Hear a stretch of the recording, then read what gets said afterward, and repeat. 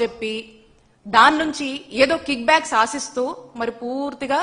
ఈ వైద్య వ్యవస్థని నాశనం చేస్తున్నటువంటి పరిస్థితులు ఏర్పడినవి.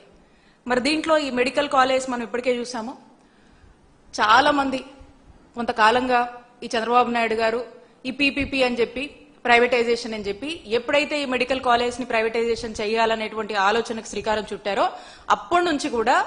రాష్ట్ర ప్రజలందరూ కూడా పూర్తిగా దీన్ని వ్యతిరేకిస్తూ ఇది తప్పు అని చెప్పి అనేక ప్లాట్ఫామ్స్ లో ప్రజలు గొంతు విప్పి అనేక పార్టీలు కావచ్చు, అలాగే మా నాయకుడు జగన్మోహన్ రెడ్డి గారి పిలుపు మేరకు వైఎస్ఆర్ కాంగ్రెస్ పార్టీ చేపట్టినటువంటి అన్ని ప్రొటెస్ట్ కార్యక్రమంలో, అలాగే ఈ కోటి సంతకాల సేకరణ అనేటువంటి ఒక గొప్ప కార్యక్రమంలో ప్రజలు ధైర్యంగా బయటకు వచ్చి ఈ మెడికల్ కాలేజ్ ప్రైవేటైజేషన్ కి మేము వ్యతిరేకం, దీనికి మేము పూర్తిగా మద్దతు ఇస్తాము, ప్రభుత్వంగా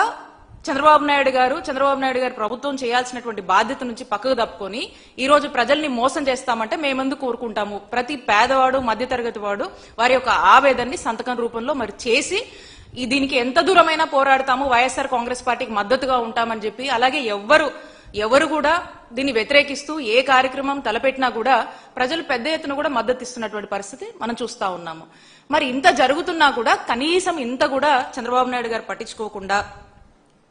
కోటి మంది ఈ రాష్ట్రంలో గొంతెత్తినా సరే అయినా సరే చంద్రబాబు నాయుడు గారు వినకుండా పట్టించుకోకుండా నేను అనుకున్నదే అని చెప్పి మోనోపోలిగా మరి చంద్రబాబు నాయుడు గారు ప్రభుత్వం వెళ్తున్న తీరు ప్రజలందరూ కూడా గమనిస్తున్నారు. ఈ రోజు కూడా మనం చూసాము. మరి ఎవరో పొద్దున లోకేష్ గారిని కూడా కొంతమంది విద్యార్థి సంఘాల కలవడం జరిగింది. కలిసి మరి మెడికల్ కాలేజ్ ప్రైవేటైజేషన్ ని మీరు ఆపేస్తే బాగుంటుందండి, ఇది గవర్నమెంట్ రంగంలోనే నడుస్తే బాగుంటుంది అని చెప్తే కనీసము ఏ మాత్రం కూడా పట్టించుకోకుండా సేమ్ తండ్రి బాటలోనే లోకేష్ గారు కూడా ఖచ్చితంగా ప్రైవేటైజేషనే చేస్తాము, దీంట్లో నో అదర్ ఆల్టర్నేట్ ఆప్షన్ అని చెప్పేసి ఇక వాళ్ళ మొహం మీదే ఏ విధంగా చెప్పేసి మరి ఆయన కూడా సేమ్ స్టాండ్ చెప్పినటువంటి పరిస్థితిని మనం ఈరోజు చూసాము.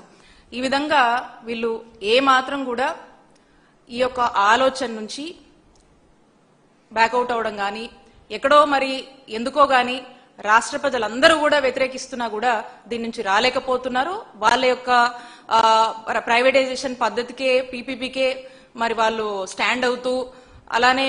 వాళ్ళకు వచ్చేటువంటి కమిషన్లో మరి ప్రభుత్వంలో మరి వాళ్ళకు వచ్చేటువంటి కమిషన్ల కోసమో ఆ కిక్ బ్యాక్స్ కోసమో మరి వాళ్ళకున్నటువంటి ఇంట్రెస్ట్, వాళ్ళ దాని మీద ఉన్నటువంటి వాళ్ళకున్నటువంటి ధ్యాస రాష్ట్ర ప్రజల భవిష్యత్ కోసము, వాళ్ళకు మంచి వైద్యం అందిద్దాము, వైద్య విద్య చదువుకునేటువంటి విద్యార్థుల భవిష్యత్ కోసం ఆలోచిద్దామని ఇంత కూడా లేదనేది మనకు స్పష్టం అవుతా ఉంది. ఇక నిన్న మనం చూసినట్టయితే పేపర్లో చూసాం మనము వారి మాటల్లో ఈ వెంటనే అంటే ఆ సమీక్షించి కూడా ఏం మాట్లాడుతూ ఉన్నారు, ఈ వెంటనే స్పీడ్ గా కంప్లీట్ చేయాలని చెప్పేసి ఆదోని, మార్కాపురం, మదనపల్లి, పులివెందుల మెడికల్ కాలేజ్ సంబంధించి అయితే ఇమీడియట్ గా ఈ యొక్క పీపీపీ ప్రక్రియ వేగంగా పూర్తి చేయాలని ఆదేశాలు ఇవ్వటము చాలా ఆశ్చర్యంగా అనిపిస్తూ ఉంటది మనకి. ఇంతలాగా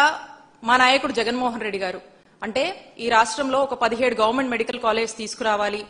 దీని ద్వారా ఈ రాష్ట్ర ప్రజలందరికీ కూడా ఒక చక్కటి సూపర్ స్పెషాలిటీ, మల్టీ స్పెషాలిటీ వైద్య సేవలు అందించాలి,